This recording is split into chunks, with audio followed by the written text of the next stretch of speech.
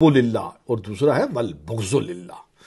اس کا بھی مظاہرہ حضرت فاضل بریلی نے بڑا کھل کر اور بڑے واضح کیا. میں اس کی صرف ایک مثال دے کر مفتی اہل سنت کی جانب بڑھوں گا، بلکہ میں انہیں خوش آمدید کہتا ہوں. مفتی صاحب آپ خیر و عافیت سے ہیں، مجھے اجازت دیں تو میں دشمنان اہل بیت پر جو کاری ضرب لگائی ہے حضرت فاضل بریلی نے، اور ہمیں یہ بتایا ہے کہ اہل سنت کا اصل صحیح درست مزاج کیا ہونا چاہیے، ان کی فکر کیا ہونی چاہیے. ذکر اہل بیت بھی کرے، خوب کرے، خوب کرے. اور اعلیٰ حضرت نے جس طرح سے نظم و نثر میں ذکر کیا ہے اس کی کچھ مثالیں آپ کو دی جا چکی ہیں، کچھ مزید آپ کی خدمت میں عرض کریں گے. لیکن آئیے دیکھیے، یہ اعلیٰ حضرت کا فتاوی ہے، فتاوی رضویہ، اس کی 14ویں جلد میرے سامنے ہے. اس میں ایک سوال ہے، اور سوال پوچھنے والے نے سوال پوچھا کہ ایک صاحب ہیں اور وہ صاحب کہہ رہے ہیں کہ یزید فاسق و فاجر نہ تھا، اس کو برا نہ کہا جائے، سیدنا امام حسین رضی اللہ تعالیٰ عنہ کو اس کے یہاں جانا نہیں چاہیے تھا، کیوں گئے، یہ ملکی جنگ تھی، فلاں فلاں. یہ سوال تھا بیسیکلی. اب دیکھیے کہ اس کا جواب اعلیٰ حضرت فاضل بریلی نے کس انداز میں دیا.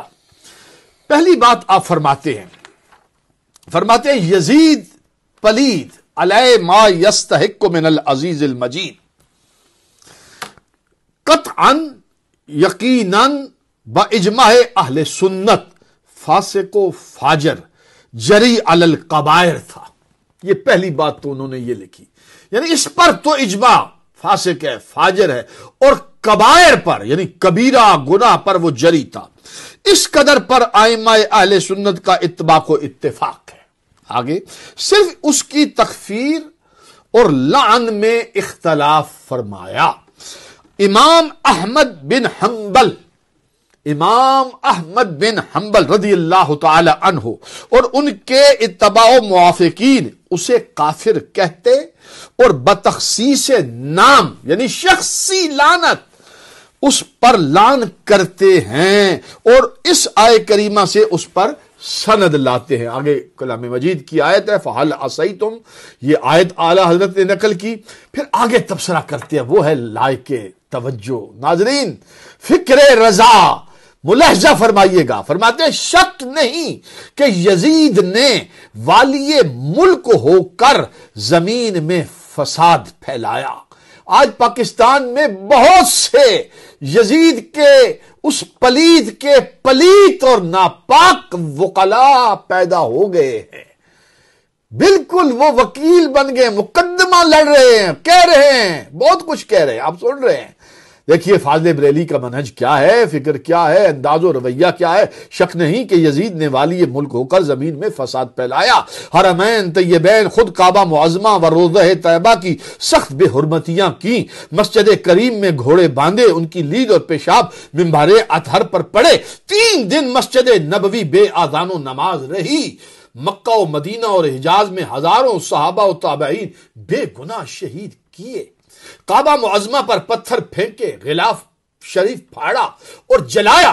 مدینہ طیبہ کی پاک دامن پارسائیں 3 شبانہ روز اپنے خبیث لشکر پر حلال کر دی.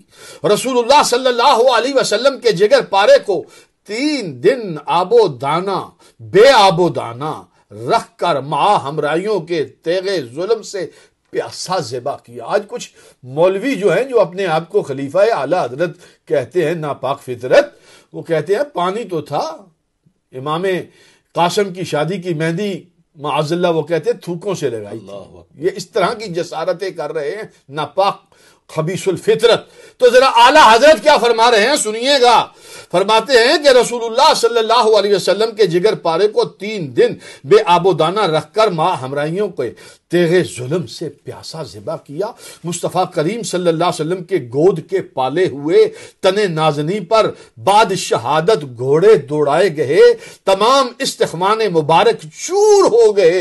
امام علی مقام اور آپ کے رفقا کے وجود اقدس، آپ کے جسم اقدس کی ہڈیوں کو توڑ دیا گیا. اللہ اکبر. سر انور مصطفیٰ کریم علیہ الصلوۃ والسلام کا بوسہ گا تھا. امام علی مقام کے چہرہ انور کو، لبوں کو، رخ کو، صورت کو رسول اللہ چوما کرتے تھے. فاضل بریلی فرماتے ہیں کہ سر انور بوسہ گاہ مصطفیٰ تھا. کاٹ کر نیزے پر چڑھایا، منزلوں پھیرایا، حرم محترم مخدرات اور مشکائے رسالت قید کی گئی. پاک بیبیاں، رسول اللہ کی نواسیاں، علی المرتضیٰ کی بہویں، علی المرتضیٰ کی صاحبزادیاں، یہ ان کے بارے میں کہہ رہے ہیں کہ حرم محترم مخدرات مشکائے رسالت قید کیے گئے اور بے حرمتی کے ساتھ اس خبیث کے دربار میں لائے گئے. اس سے بڑھ کر قطع رحم اور زمین پر فساد کیا ہوگا؟ ملعون ہے وہ جو ان ملعون حرکات کو فسق و فجور نہ جانے.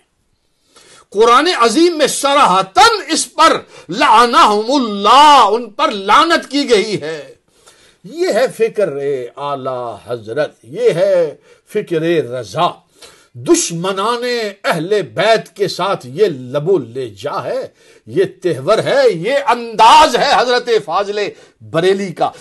اعلی حضرت کا منہج یہ ہے کہ اہل بیت اطہار کی فضیلت، مناقب، ذکر، عظمت، شان بیان کرنے میں کنجوسی نہ کرو، بخیلی نہ کرو، اور ان کے دشمنوں کے ساتھ یہ رویہ رکھنے میں بھی بخل نہ کرو. میں حضرت قبلہ مفتی اہل سنت کی خدمت میں عرض کروں گا، مفتی صاحب بڑا شاندار آپ کا گزشتہ پروگرام تھا.